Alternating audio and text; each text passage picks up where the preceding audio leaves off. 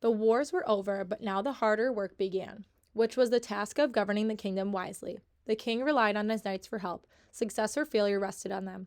Chief of the knights was Sir Lancelot de Luc. He was the son of King Ban of Benwick, which some say was the southwest France. He was called de Luc, meaning of the lake, because it was said that when he was a baby, he was stolen by the lady of the lake and brought up in her country under the waters of a lake. He had great wealth and lands throughout France. Why he chose to serve King Arthur of Britain instead of the King of France, we do not know. He came in poor clothes as someone unknown and won his fame by his own merits and not on the strength of his family or wealth. Later on, his brother, Sir Ector, followed him, a different Sir Ector from the one who had brought up King Arthur. Sir Lancelot went with King Arthur on a 2-year expedition into France, Italy, and finally Rome, and returned from it the leading knight in the entire country and the king's right-hand man. No knight had ever defeated him in combat. On horse or on foot, Sir Lancelot was the champion knight of the world. He was the king's friend, and he had sworn a vow of service to the queen. Although he would help any woman, he had sworn to be no other lady's knight but the queen's, and to serve her and the king all his life. Soon after they all came home from the foreign war, the king gave Sir Lancelot the task of looking after a certain part of the country and seeing that the laws were kept. He was to report on his district to the court at Pentecost. The countryside showed the damage that had been caused by the years of war before King Arthur brought peace to Britain. For many a mile, Sir Lancelot could find no castle, home, farm, or house where he might shelter at night. All was wilderness and silence. At last, he came upon some plowed land and saw buildings. The house was built inside a protecting wall, with a gate leading in an under storeroom. He was well received by an elderly couple and given food and drink for himself and his steed. When bedtime came, his host led Sir Lancelot to the room over the gate. He put his armor and sword beside him and was soon asleep on a pile of clean straw. Suddenly, a violent knocking on the gate below awoke him. He ran to the window, and by the light of the moon saw a knight and 3 more riding down on him. The knight turned to face his pursuers and tackled them bravely. At this, Sir Lancelot quickly put on his armor. He tied his bedsheet to the window and slid down it. To his surprise, he noticed the single knight's shield as that of Sir Kay, the king's steward. He leaped at the 3 knights, and in 7 strokes he beat them all to the ground. "Sir Knight," they said, "we yield to you as to the champion of unmatched strength." He answered, "I will not accept you yielding to me. You must yield to this knight, or else I will kill you." "Fair knight, we cannot do that, because we would have beaten that knight if you had not come." "Well, you can choose whether you will die or live. If you yield, it must be to Sir Kay." So the 3 yielded to Sir Kay, and Sir Lancelot ordered them to go to the court at Pentecost and yield themselves to the mercy of the queen, saying that Sir Kay sent them there as her prisoners. Then Sir Lancelot knocked on the door with his sword. Cautiously, the old couple peeped out through the hatch. To their astonishment, they saw the friendly face of the evening visitor, whom they had last seen going to bed in the gatehouse storeroom. "Sir," said the old man, "I thought you were in bed." "So I was," answered Sir Lancelot, "but I got out of the window to help an old friend of mine." But then he and Sir Kay were let in, and they all ate and drank again and went to bed in the best of spirits. In the morning, Sir Lancelot got up very early and left Sir Kay sleeping. He took Sir Kay's helmet and shield, leaving his own in their place, said goodbye, and rode off. When Sir Kay awoke and saw the famous shield with the leopards on it, he laughed and said, "Now we will upset some of the knights, because they will think he is I, and they will be bold and tackle him.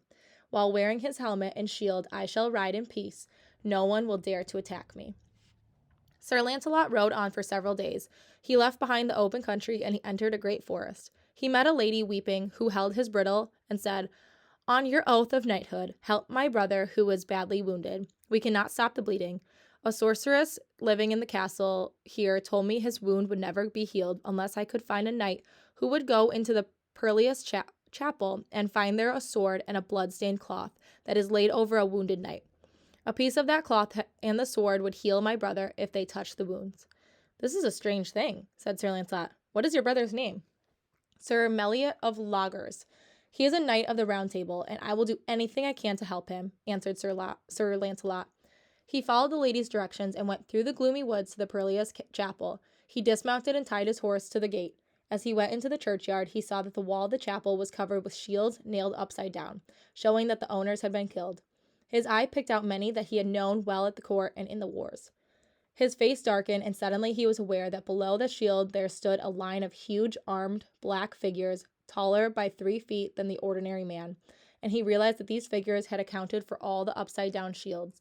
They made no movement, but a grin of triumph came over each face as they saw another victim approaching. Sir Lancelot felt a throb of terror, and he slung his shield before him and gripped his sword and strode on. And when he was only 1 step away from their swords, they suddenly fell back from him. The chapel door was in front of him, and he went in. The door shut behind him, with these huge figures outside. The darkness closed around him. But in a moment he made out a dim light and was going towards it when he saw a figure lying under a silk cloth, with a sword beside it. Stooping down, he cut off a piece of silk. He felt the earthquake under him, and again his heart throbbed with fear. Taking the sword, he went down from the chapel and opened the door. There were the grim figures, and as he stepped out, they said, "Sir Lancelot, put down the sword, or you will die." "Whether I die or live, you shall not get it from me by my words or threats. Fight for it if you want it," answered Sir Lancelot. He went straight through them, and not one dared attack him. Outside the churchyard gate, a strange lady met him and said, "Sir Lancelot, leave that sword behind, or you will die." "I shall not leave it because of threats," he answered. She replied, "If you had left it, you would never see the court or Queen Guinevere again." She asked him to kiss her, and he refused. She broke out in anger and amazed him by saying that all her trouble was for nothing, because she had made this chapel a trap to catch him, and if he had given way to fear or weakness, he would have fallen under her power, and she would have killed him, but he had defeated all her spells. "God preserve me from your cunning," said Sir Lancelot, and he sprang on his horse and rode away. He found Sir Meliot's sister, and they hurried to the castle, where he lay, pale and almost dead from bleeding. One touch of the silk and the steel closed his wounds and restored him to health. Great was the joy of her brother and sister, and they did all they could to thank Sir Lancelot. Not only had he saved Sir Meliot's life, but he had broken the power of the sorceress whose spells had caught and killed many good knights. Sir Lancelot told Sir Meliot to come to the court at Pentecost and report to the king all that had happened. Then he continued on his way. His next encounter was with another attempted trick, not magic this time, but plain murder. As he rode under the castle wall, he heard a falcon's bells over his head, and an escaped falcon flew into the elm tree, trailing her long leashes. They caught into a bow, and as she tried to flutter off, she was jerked back and hung by the legs. Sir Lancelot was wondering how he could help her, when a lady came hurrying out of the castle and called him by name. "Sir Lancelot! Sir Lancelot! Help me get my hawk back! If she is lost, my husband will kill me. He is so hasty. As you are a true knight, help me." "What is your lord's name?" said Sir Lancelot, still watching the hawk. "Sir Feliot. He is a knight of the Lord of North Galis." "Well, madam," said Sir Lancelot, seeing that the hawk was in real danger of hurting herself, "as you know my name and appeal to me as a knight to help you, I will try and catch your hawk. But heaven knows I am a bad climber, and the tree is very high, and with hardly any bows to help me." A little reluctantly, he dismounted and asked the lady to help him off with his armor. He put it in a pile with his arms and clad only in a shirt and breeches, began to climb the elm. He reached the falcon and managed to disentangle the leashes, which he tied around a stick, and then he dropped the stick with the struggling hawk attached to the ground. As soon as the lady had picked up the falcon, an armored man ran out from behind the bush with a drawn sword and shouted, "Ah, Sir Lancelot, now I have got you." Sir Lancelot realized that the entire affair had been a trick, and he was caught in his shirt and without a sword. He was in much greater danger than he had been, even when the knights in the enchanted Purlius chapel. His eyes rapidly reviewed the position of the branches below him and his pile of arms on the ground. "Lady, why have you betrayed me?"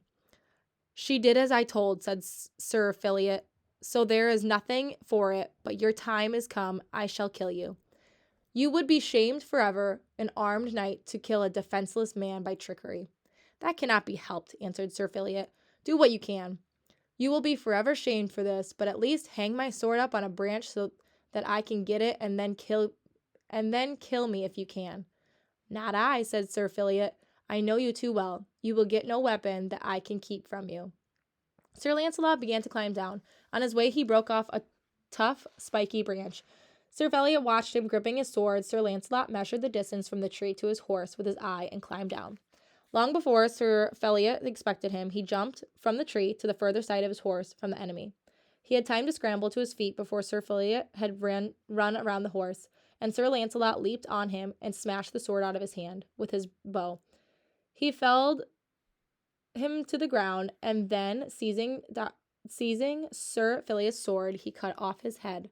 The lady screamed, "You have killed my husband!" "I am not to blame," answered Sir Lancelot sternly. "You tried to kill me by lies and trickery. Now you have both paid for it." He armed himself as fast as he could, fearing that Sir Felliot's soldiers might rush out of the castle on him. He got on his horse and rode away, thanking God that he had escaped that danger. After several other encounters, he arrived back to the court 2 days before Pentecost. The king and all the court were very glad. There was laughing and smiling among them, and every now and then the knights who had been taken prisoner came, and Sir Kay and Sir Meliot of Logres arrived, and they all honored Sir Lancelot.